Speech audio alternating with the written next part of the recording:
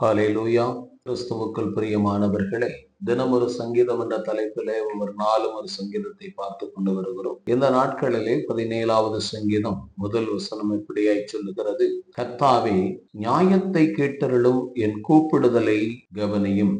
கபடமில்லாத உதடுகளில் நின்று பிறக்கும் என் விண்ணப்பத்திற்கு செவிகொடும். பாருங்கள், கபடமில்லாத உதடிலிருந்து பிறக்கக்கூடிய விண்ணப்பம். தேவன் எதிர்பார்ப்பது என்னவென்று சொன்னால், தேவனிடத்தில் தன்னை ஒப்பு கொடுப்பது, தன்னுடைய குற்றத்தை ஒப்பு கொடுப்பது, தன்னுடைய தவறுகளை ஒப்பு கொடுப்பது. அதைத்தான் இங்கே வேதம் சொல்லுகிறது.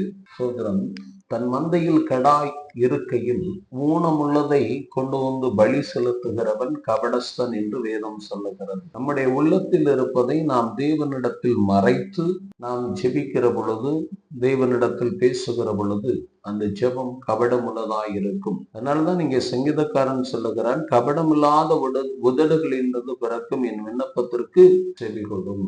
அப்ப நம்முடைய உள்ளத்தை தேவனுக்கு ஒப்பு கொடுத்து, உள்ளதை உள்ளதென்றும், இல்லை என்றால் இல்லை என்றும் நாம் தேவனிடத்திலே பேசுகிற பொழுது அந்த ஜெபம் தேவன் கேட்கிறதாய் இருக்கிறது. அந்த விண்ணப்பம் தேவன் கேட்கிறதாய் இருக்கிறது.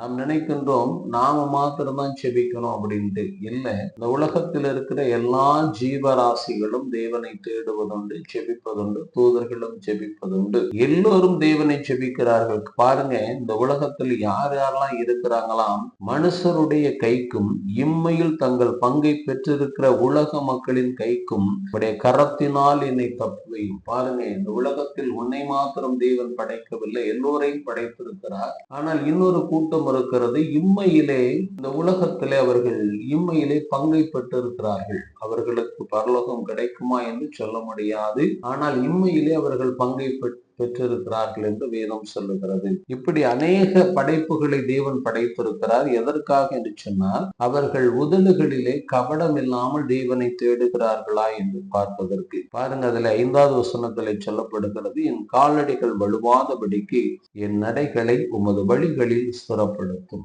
அப்ப கபடம் இல்லாமல் தேவனிடத்துல யார் கேட்கிறாரோ அவர்களுடைய வாழ்க்கையை தேவன் ஸ்திரப்படுத்த வல்லவராயிருக்கிறார். அவர்கள் குடும்பத்தை தேவன் ஸ்திரப்படுத்த வல்லவராயிருக்கிறார். அவர்கள் தேவைகளை தேவன் ஸ்திரப்படுத்த வல்லவராயிருக்கிறார். சோதரம், தேவனிடத்துல 2 காரியம் தான். ஆண்டவரே, நான் பாவியாகி என் மேல் கிருபையாயிரும். அதைத்தான் அங்கே ஆயக்காரன் கேட்கிறான். அதுபோல சோதரம், நம்முடைய உள்ளத்தை தேவனுக்கு ஒப்பு கொடுத்து நாம் செபிக்கிற பொழுது தேவன் நம்மை ஸ்திரப்படுத்துகிறவராக, நம்மை ஆசீர்வதிக்கிறவராக, நம்மை உயர்த்துகிறவராக, இந்த உலகத்திலே இம்மையிலே தங்கள் பங்கை பெற்றிருக்கிற எவ்வளவு பெரிய கூட்டமாய் இருந்தாலும் சரி, அந்த கூட்டத்தின் மத்தியிலே உங்களை உயர்த்த அவர் வல்லவராய் இருக்கிறார்.